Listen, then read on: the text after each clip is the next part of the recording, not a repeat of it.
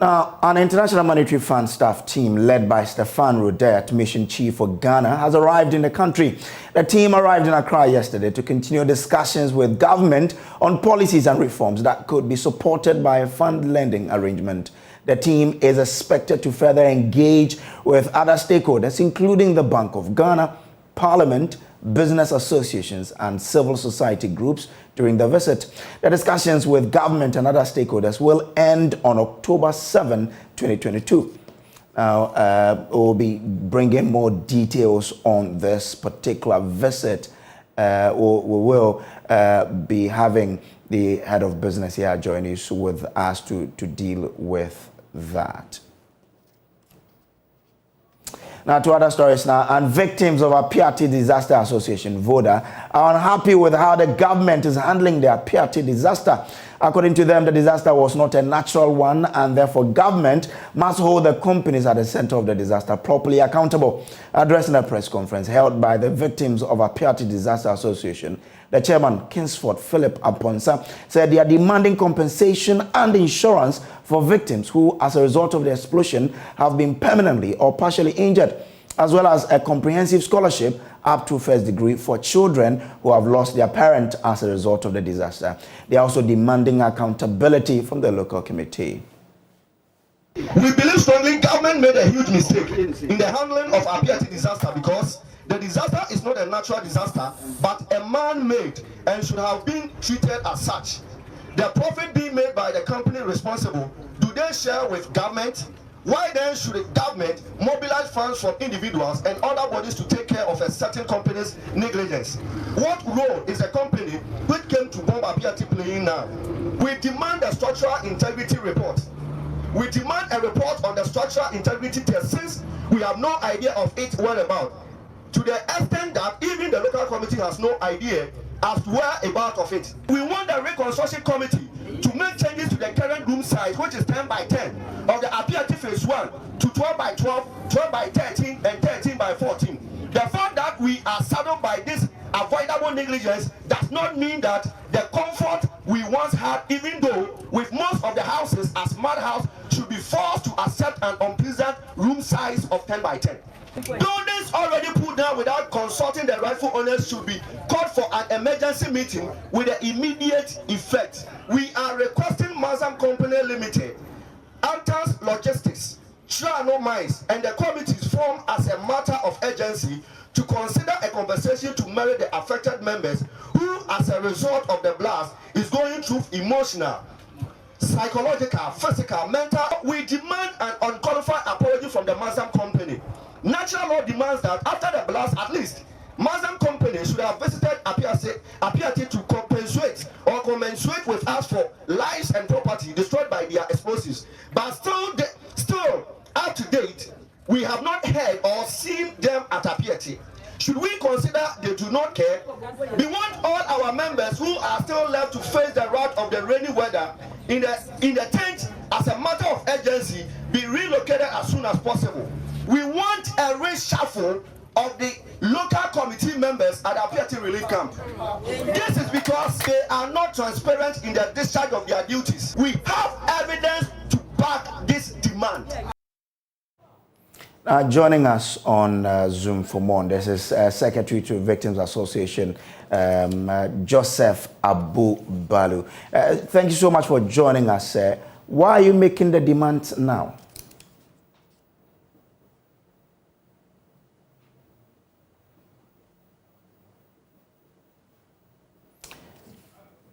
Hello, Joseph. If you can hear me, I'm trying to find out from you why you're making this demand now.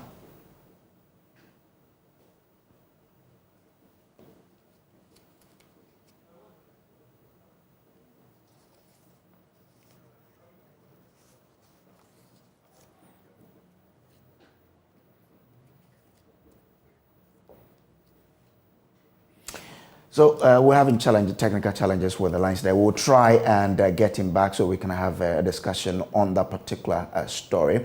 But moving on, JoyNews investigations have uncovered customs officials confessing to bribe taking to assist smugglers and dealers to transport thousands of cooking oil from neighboring Togo and Ivory Coast to local markets across the country.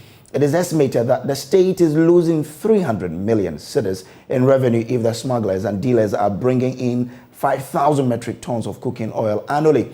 In our latest online documentary, Smugglers' Paradise, some customs officials reviewed how they aid dealers and smugglers of cooking oil to outwit the system.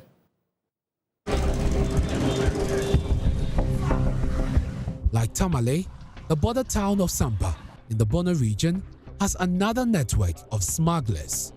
They are mainly middle-aged women. Do not be mistaken, they call the shots in how oil and which quantity must be smuggled from neighboring Côte d'Ivoire to Signane and the Kumasi markets.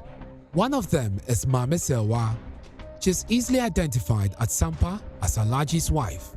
As at the time of this investigation, she was willing to sell the smuggled oil to the investigative team at 370 cedis when Hamza's price was hovering around 430 Ghana cedis. She said the cooking oil has become scarce, so like many smugglers and traders, they have to leave huge amounts with dealers in Côte d'Ivoire.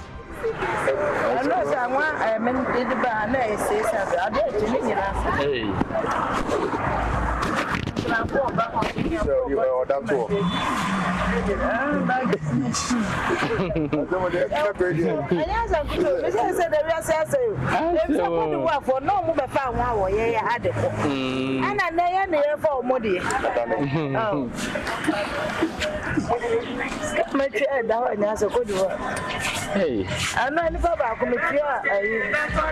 Car 7. Only know the mamma 3. I must say, some more countries.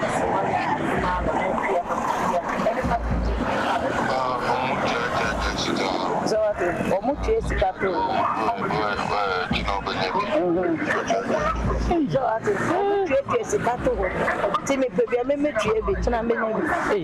She said it's become difficult for many smugglers to bring in large quantities of oil because some custom officials are not supportive. She revealed that top custom officials at Sampa and other checkpoints have told her the government is pressuring them to crack down on the operations of smugglers because it is affecting local business companies which produce cooking oil. I buy the letter. Okay. I had written for have done. Flat of one of the year, but that's only the banana. And Tiama, people now. Or more yen or our phone. Tiama, I'm more out here. One about Tiama had the 47. But she works with some custom officials who support a smuggling business. She said these custom officials forge how much tax is supposed to be paid on the oil she brings into the country. Citing a recent example, she said she only paid 2,000 Ghana cedis for over 400 smuggled oil she brought in to the Sampa Côte d'Ivoire border. She paid 30 cedis on a gallon instead of 65 Ghana cedis. Oh, so no more here. There were no bet me. Oh, okay. The people know how much you're saying. Say, I will do obey and then you find 500 year maybe. I found the occasion of 500. Say the other Okay. I'm not say 400. Okay. What's the more than the 2,000 or 30. Okay. And we'll make me up work. Oh, okay. As I said, we are check here. Say, but I say 50. Sister, over to my. She further walks me into a trade secret on how to outwit custom officials when transporting the smuggled oil. She said vehicles conveying charcoal from Sampa hide the gallons within the sacks of charcoal. She also references the use of VIP buses in aiding their business of smuggling. It comes at a cheaper cost compared to paying the right taxes to the state. Okay, I just see a bit high. But I have money as a two. You are the guys in the banana. Okay. We go up there, no, be then I make a crack. Okay. There attaches, and I. Oh, okay. As a person, we in the French about. Okay. Okay.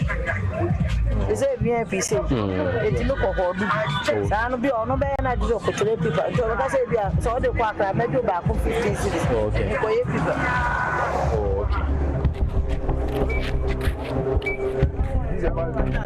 Drivers who ply sampa to trading communities in Ivory Coast play a significant role in this business of smuggling oil brands such as Dinner to the Ghanaian market. One of such drivers is Ibi. He charges at least 10 Ghana cedis on each gallon he brings to Sampa. Into the bar, 1 gallon of charges. 10 cedi. You can't find any gallon. Huh? When you find 80. Before 80. Now, which is then the trouble than a customs issue. I know. Any problem. Say the BM, I'm going to me. Because I was so mommy assurance the boss. And yes, wow. Regular yes, kind of a gym, make us come farm. I approached this driver at the VIP bar station at Sampa. He revealed he is complicit in the transportation of these oils when I expressed my interest in getting the oil I bought to Sunyani. He said he will charge 15 Ghana cedis on each gallon because of the bribes he has to pay to custom officials and the police when transporting the goods. I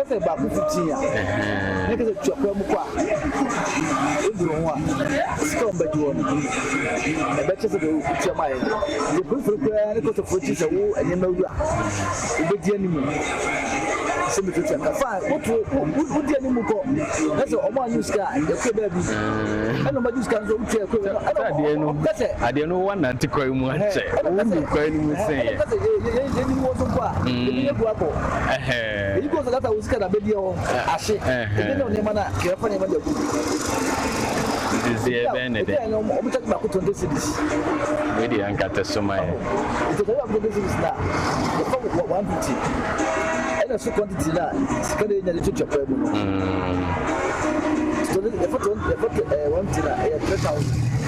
Okay. So, what the number and a so quantity to make it for 5 million. I said, 2 million, 3 million, that is 10, 100, 50.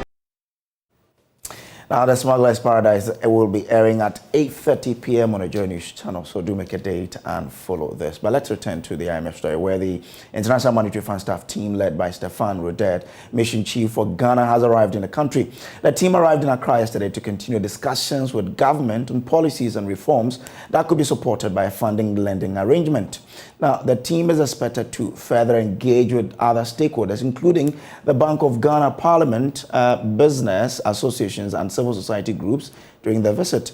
The discussions with government and other stakeholders will end on October 7, 2022. Let's get to understand a lot more in this visit. And my colleague George Weafe joins me in the studio with more. George, before we begin with the latest visit, let's recap what happened during the first visit. And the signals to the discourse regarding the economy. Were we supposed to do something? Where are we with regards to those tasks that we're supposed to perform?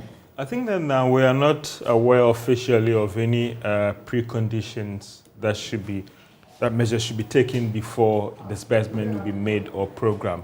But the IMF purely works with data, and it's not an assumption, so what somebody thinks and all those things.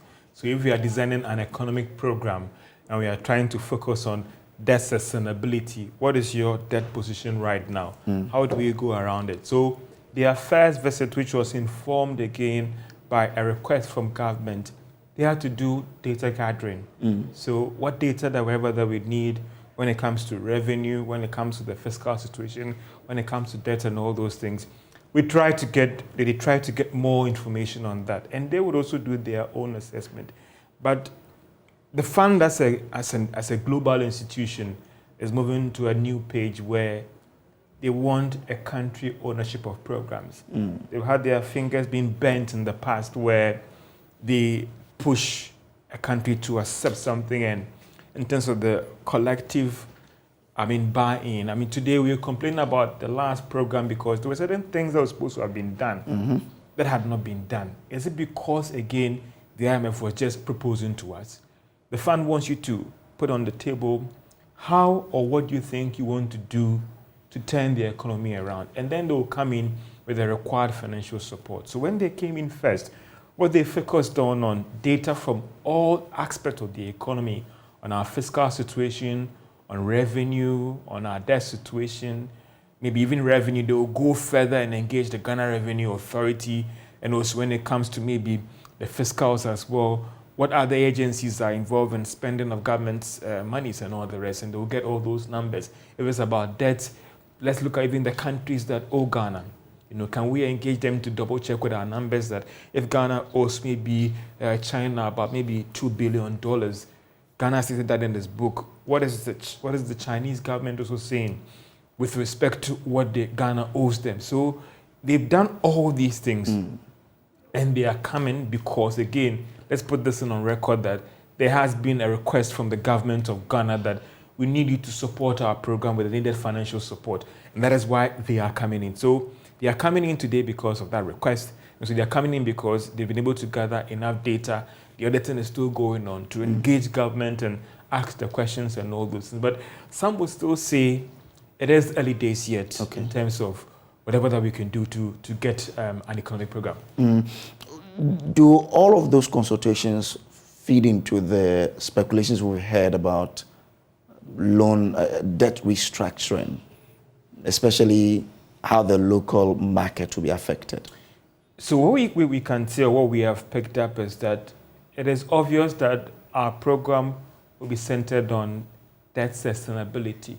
So we also picked up initial statement was that, or engagement was that the fund had made a proposal to government that we think that debt is a problem, and this is not based on the initial data gathered. Can you, in your enhanced domestic program, propose something to us on what you think can be done to deal with your debt situation? So government itself also behind the scenes is doing their own work, the scenarios, the stress tests, and all those things on what can be done to deal with our debt situation. As far as we are concerned, there hasn't been any firm position again on what form or the approach that a debt distraction would take. And also the fund has also argued that before the country Ghana can do that debt distraction, that will be also influenced by what they call the debt sustainability report that the IMF and the World Bank does for each country, that does the extrapolations, the forward-looking, your debt in relation to revenue, your debt in relation to export, your debt in relation to all those things, because all those things would then get us a better picture on your debt and whether it is sustainable or not. And that will even inform the looking at your debt position. If you are supposed to even restructure, that's the form it's supposed to take. So that is what we've also picked up, that yes, of course, having a debt distraction doesn't necessarily mean that you cannot pay your debt, but it's more of a precautionary measure. When the rating agencies warn investors that you might have problems in paying your debt, we are down, it doesn't necessarily mean that you can't pay. But their job is also to do the assessment and extrapolate that if this doesn't work out, looking at your current financial position, I mean, I'm doing an assessment on you. I mean, you are in a little bit of a financial challenge right now. Now you're telling me that, listen, your father will support you. Right now, I want to base my assessment on purely your account. So even though revenue is going to come in, or this is going to come in your current position right now, I want to advise investors that, listen, based on what I'm assessing right now, I think that you might have problems in paying your debt. So I'm putting that tag on you as a person, as an entity for a corporate entity. So all these things have come in, and the fund is saying that before Ghana can even embark on a debt restructuring as a precautionary measure, that should be dependent on your debt sustainability report. And that debt sustainability is a very thorough work, will then give us a good position that, listen, the country Ghana, the company Ghana, might struggle to pay its debt, so adopt this form of debt restructuring going on. We've heard behind the scenes from government sources that it appears that that is a place that they also don't want to touch if they have to do a debt restructuring because of the wider implications on the broader economy. So, yes, people would speculate, but as we speak right now, engaging the fund, and even engaging very reliable government sources, it doesn't look like the restructuring is taking place right now. It will be dependent on that debt sustainability report, and that will give us a very better picture. The last time we did this assessment, our debt that was last year didn't show that it was unsustainable. We don't know the situation right now. So if it comes out that it's unsustainable, and then maybe we're then looking to get some understanding on the fine details on how these debt restructuring should be done or has to be done. Should it be one of the things we have to look forward to for in the second coming of the IMF? No, I mean, that sustainability report is quite thorough work by both the IMF and the World Bank. They started that assessment. It might not be ready this month or next month. Maybe it could come in before the year end. So I don't think that we might get. This is still the initial stages of the engagement. What might happen even at the end of their mission, that they will tell us that, oh, we've had fruitful engagement with government, we've crossed our T's and dotted our I. They need to go back to Washington. The discussions will continue. There's an annual meetings in October. They will continue there and all the rest. So it is, even though it's a 2-week engagement, it is still early days yet to get some firm, concrete numbers as in what should we expect. So I'm asking that even the end of year that they are working with might be quite a tough one as well. I mean, the finance minister recently said that they are hoping that this program could even come in before they present their 2023 budget. But from all the engagement that we are having, it would indeed be a tough one, even if we are working towards having a program in place by the close of this year. How different will this particular visit be from the first one? Well, the first one was primarily on data gathering. So, for instance, give me data on your debt situation ending October. Who are the creditors, you know, the banks that have bought your bonds? Give me that data and all the rest. Now the fund has data, so they're going to push more questions. You understand me? Why is government indebted to maybe the Islamic Bank of maybe Saudi Arabia this amount of money? You understand me? What are the structures in place to pay those monies? In terms of revenue, there have been several work done behind the scenes to even equip Ghana Revenue Authority. What have you done? Debt, what do you talk about the waiving of these tax exemptions? How much is it going to bring in? What have you done to improve collections and all the rest? So that I know that if I say that at the end of the year, you're going to mobilize X amount of revenue, then I can work with the data, because everything will boil down to data. And it's very, very critical on that one. So they're going to look at all these fine numbers, ask government those questions, probe further into our fiscal situations and all the rest. And that feedback would again inform their report. They're also going to engage Parliament Finance Committee as well, because in all these things, what an IMF is pushing for is to get a country buy-in and support. And if the staff goes back to Washington or go to Washington and they cannot demonstrate to the board that the country Ghana, the company Ghana, all the shareholders are committed to this program, they wouldn't approve for us. So it is critical that these other stakeholders are engaged as well. We hear about civil society groups as well. Very critical they'll be engaged as well. And some business associations as well. AGI, Ghana Bank Association and all the rest. So all these things will be done during this engagement. And then they'll go back, put together their report, and then come on board and they say, okay, this is what we think. Don't forget that government also says that they have enhanced domestic program, and they are coming out with proposals on how they can deal with things. So they will look at their data from their end, cross-check with government's data, see where they can meet ends, and then it still goes on. I mean, there's been lots of work done behind the scenes before this formal engagement as well. So it is indeed, from what we're going to be quite a tough one. A lot of people do have a say in this, civil society, parliament. Let's see how they would help government's agenda to get this particular. So it means that if they disagree or if they raise any issue, it could affect how government will get a program with the IMF. It's more of trying to bring everybody on board from the fund perspective. So it doesn't mean that if there are about 5 people and 2 people disagreement, you can't go. Not necessarily that, but the thing is that go back and work on these other critical stakeholders to bring them on board. I mean, some of the agreements that are supposed to be the preconditions, the review, the structural reforms, it needs Parliament's approval. So Parliament approving that itself demonstrates or shows that they agree to that. So that is what I'm saying, that you can not do this program without the buy-in of Parliament. It's not possible. Okay.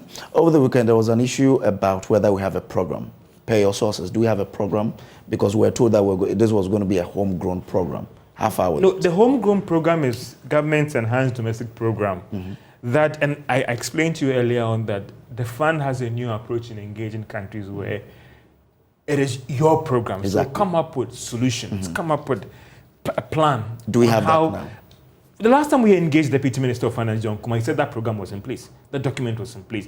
Again, we engaged AGI, and we also got from them that government has actually engaged them already on that enhanced domestic program. So in terms of that document that the IMF is going to review, per our engagement with the Deputy Minister of Finance, John Kuma, and also our engagement with AGI, it appears there is a document in place that they would talk or negotiate with the fund on in terms of how they want to turn around the economy and the challenges that we are going through. George, I'm grateful that you could join us. Thank you for your time, sir. Now, the continuous depreciation of the Ghana cedi is creating anxiety among the populace and investors in general. Some analysts are predicting that the local currency is likely to sell for 12 cedis to $1 by December this year. How worse can the situation get, and is there any way to reverse the trend? Joining me through Zoom is the lead research at GCB Capital, Kojo Boti, for some analysis. Kojo, thank you so much for joining us. What have you gathered from your research?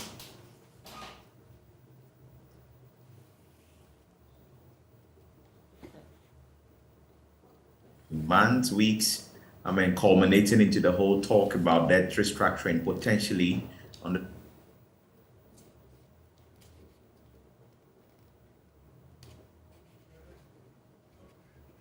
Courage, your line seems to be breaking, so we're not following what you're telling us. But if you can reposition yourself and if you can hear me now, let's know what your research has gathered so far.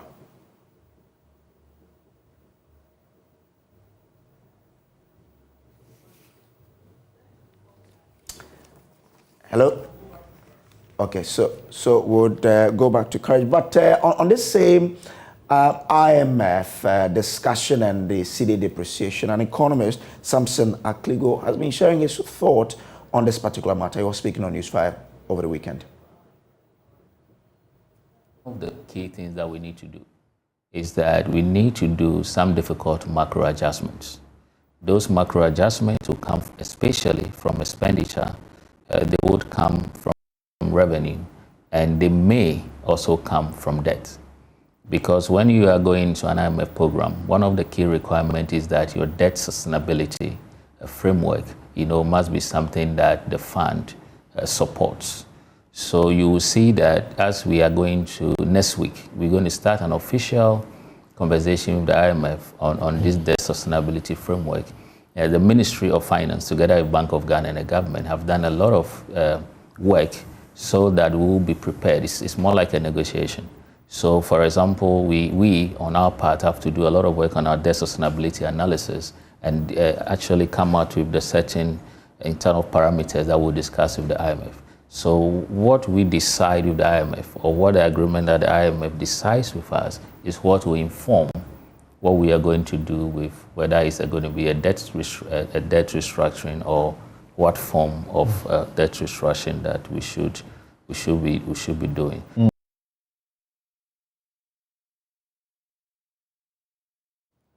Okay, so we've now been joined by Kojo Boti, who is lead research at GCB. Kojo, thank you so much for joining us. I was asking earlier, what has your research been able to tell you so far? Well, yes. Can you hear me? Yes, clearly now. Okay, sure. Yeah. I've been saying that, yes, market sentiment have been bearish, and that is feeding into the, if you like, accelerated rate of depreciation we've seen in the last maybe few days. In fact, we know the story from the start of the year that the bearish sentiment, the unreal budget assumptions from November 2019 actually was a big part of why the cedi fell quite sharply in the first quarter of the year. It stabilized through the second quarter, and then I think somewhere July and August in particular, there was some significant depreciation as we saw it. But then the inflow of some 750 million from cocoa syndication helped arrest the situation a bit. And then we had also the promise of maybe some 1.3 billion in cocoa loans coming in, and Cocoa Board actually announced they were on a roadshow in London. So many weeks forward, there is yet to be announced a deal with the syndication really. All of these, we know 1.3 billion would have been a significant addition to the FS reserve management, and it would have helped during the seasonal pressures really for the fourth quarter.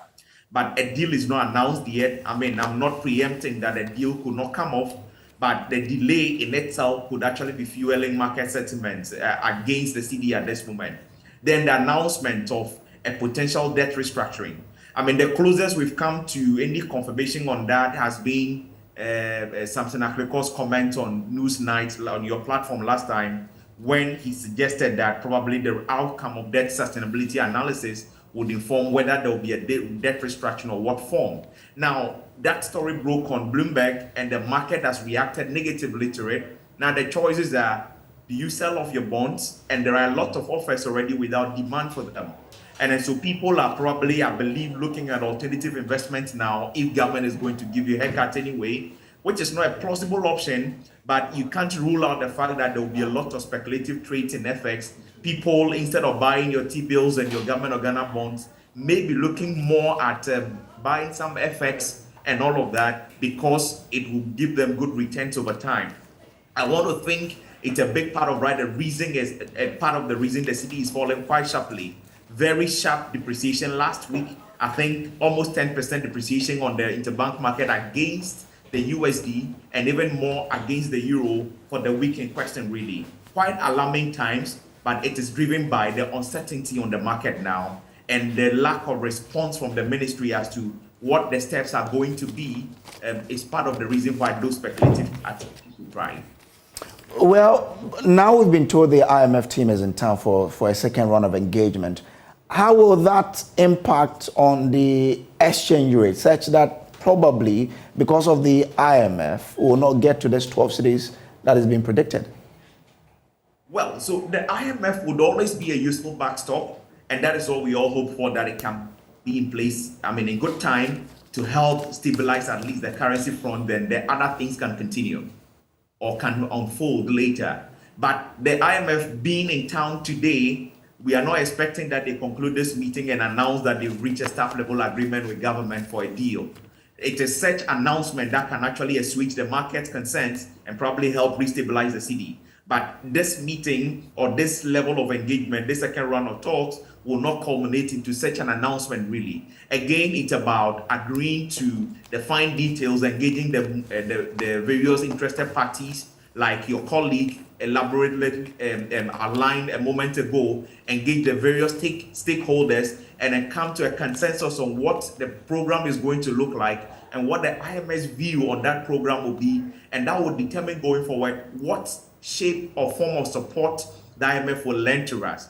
And so it is just one other level of engagement. It would, I think, culminate into maybe a debt sustainability analysis based on which a decision could be taken as to whether the IMF will say you have to do debt restructuring as a precondition for a program, or it is a voluntary something we are doing, or some other form of maybe management for debt that can really bring back the debt to sustainable levels. Those decisions will be arrived at after the debt sustainability analysis is looked at properly. So in the meantime, it is just a positive step that we are advancing the negotiations, and a lot of background works, I believe, has gone on already, but then by no means a decision reached yet. And until such a decision is reached, where IMF say we've reached a staff level agreement with you pending board approval for a program of this magnitude, and until we get to that point, these bearish sentiments will continue.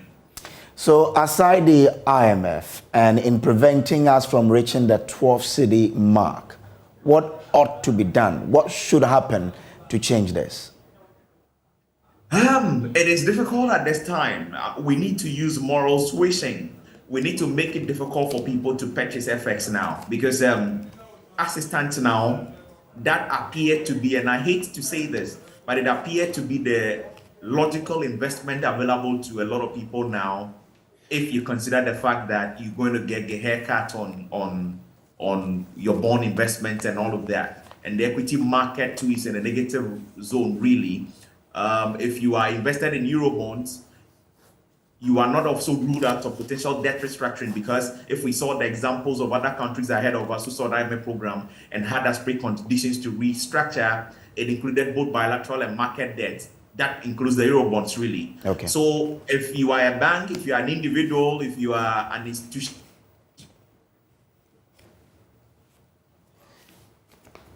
So that's Kojo. He is lead research at GCB. Let's now listen to Ranking on Finance Committee, Dr. KCL Atufoso, who says it will take between 3 to 5 years for the nation to come out from the economic mess because it is totally bankrupt. He spoke on the AM show. But I'm not really interested in the difficulty we are in.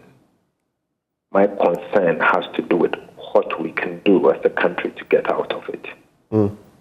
Unfortunately, I am not seeing action on the part of the government because the issues you just mentioned requires us to do heavy liftings.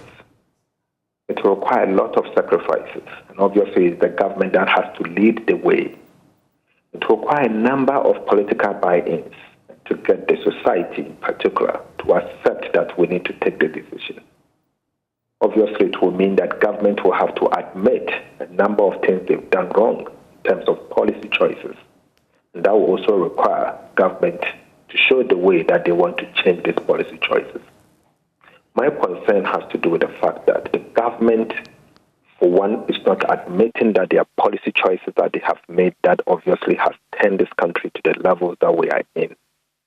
I mean, for me, that is fundamentally the problem. Until government admit and stop blaming it on double whammy, which I think is a hoax, we will be in this for a very long time. Because to start with, we in fact need a minimum of 3 years to get out of it with policy change.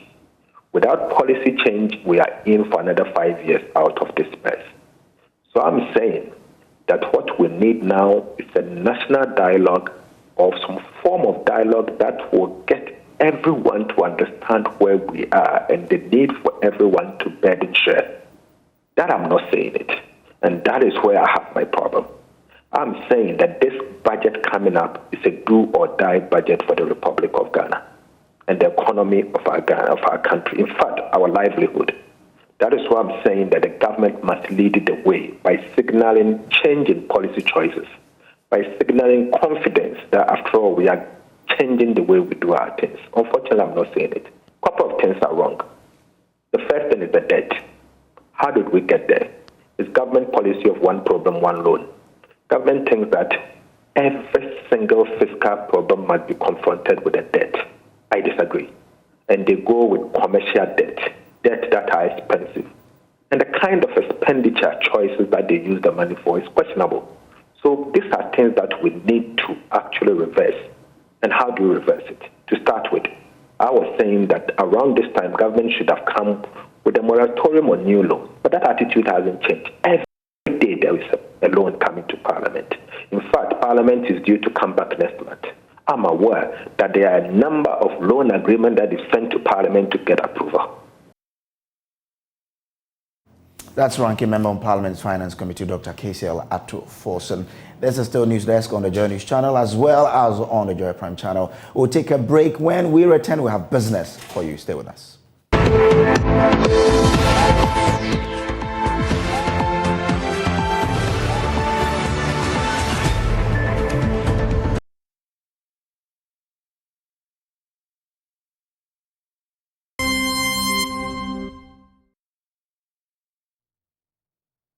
Hi, good morning. Welcome to Business. My name is Darryl Powell. The National Lottery Authority says its Good Causes Foundation will support young businesses in the country to expand their operations. According to the authority, its mission is also to support the growth of the economy.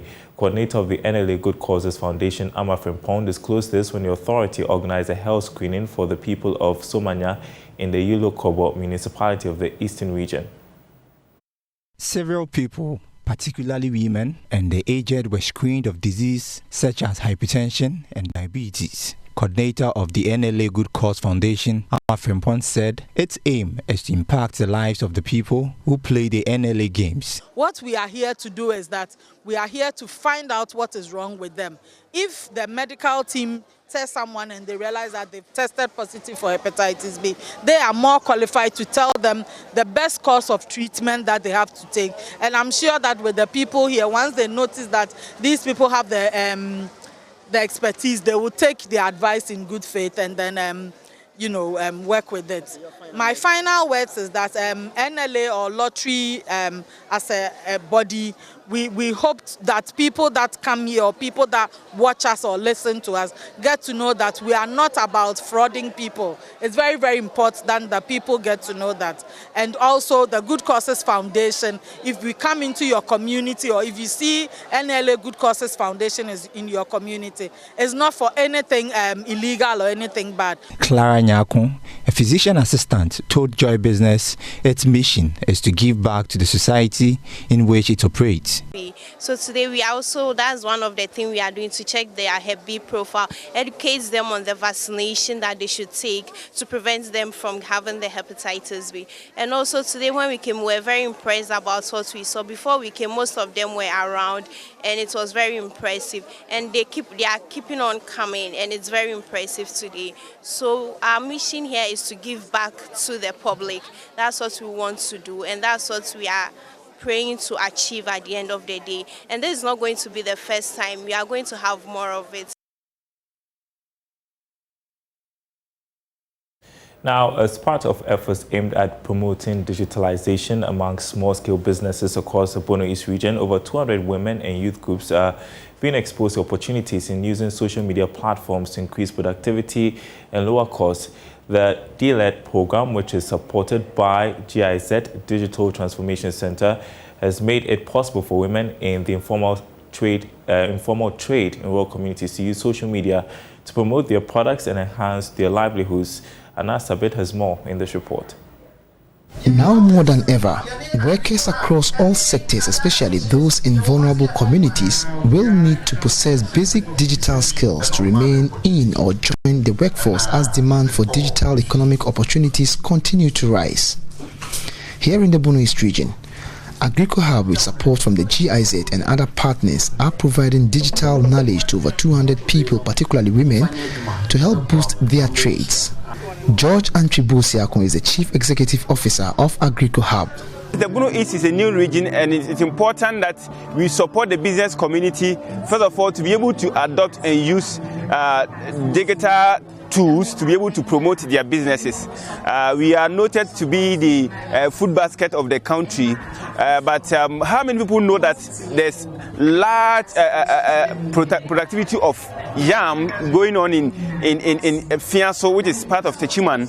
And we believe that exposing our farmers, exposing our traders, exposing our business people to digital platform, it will be able to help them to actually send their products and services online, which will help them to attract more businesses.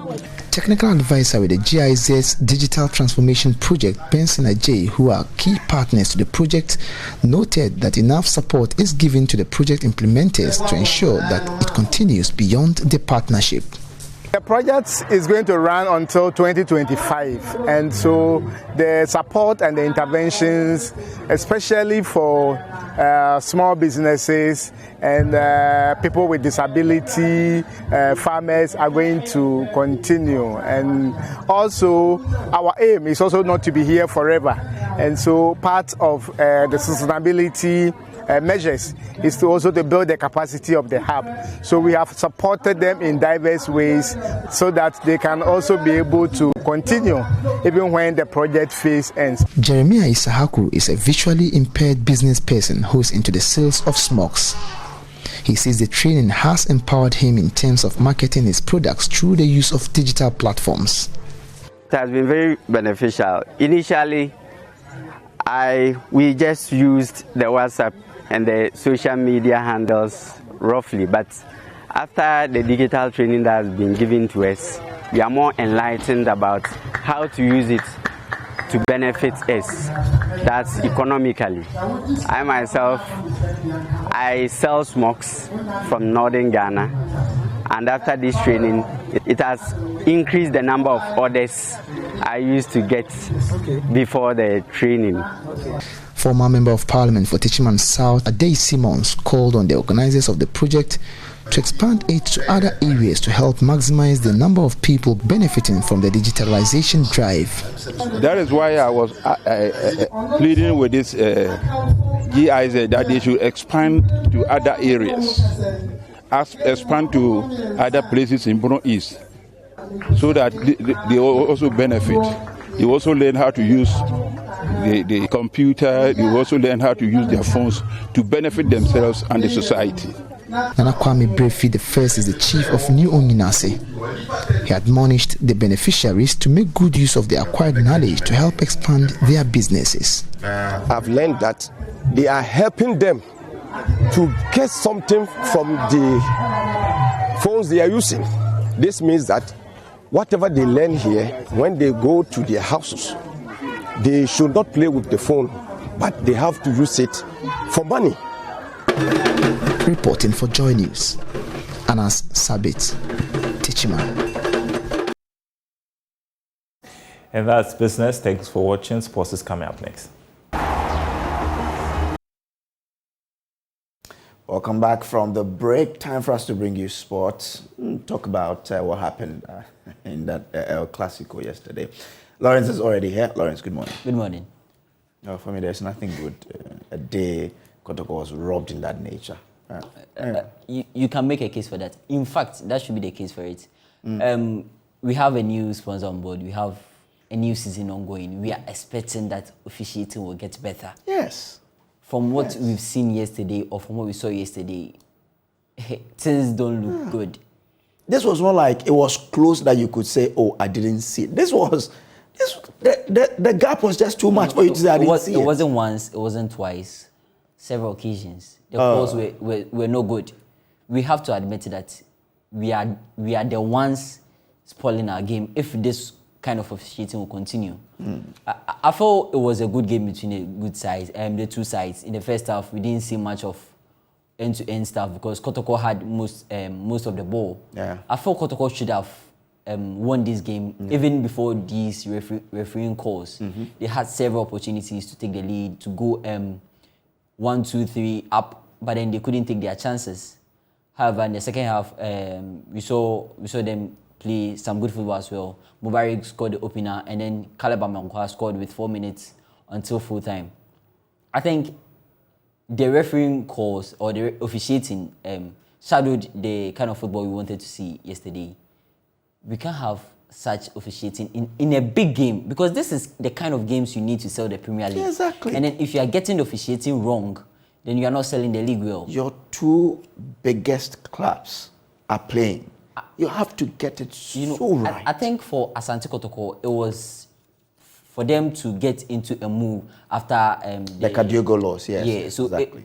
They played with intent, with much intent. But for Hatofog, they've played 2 games already. They drew 1 and they lost 1. So it was just like Samuel Boydu trying to save his job. I feel these performances has got to go up. If you're a Kotoko fan, you're a Hatofog fan, this is not the kind of performance you'd be proud of. You see the Al-Alis, you see the Casablancas playing some good football, and then this is what we are treated with. It's not good. And even the foul that led to the goal wasn't even a clear-cut foul for me.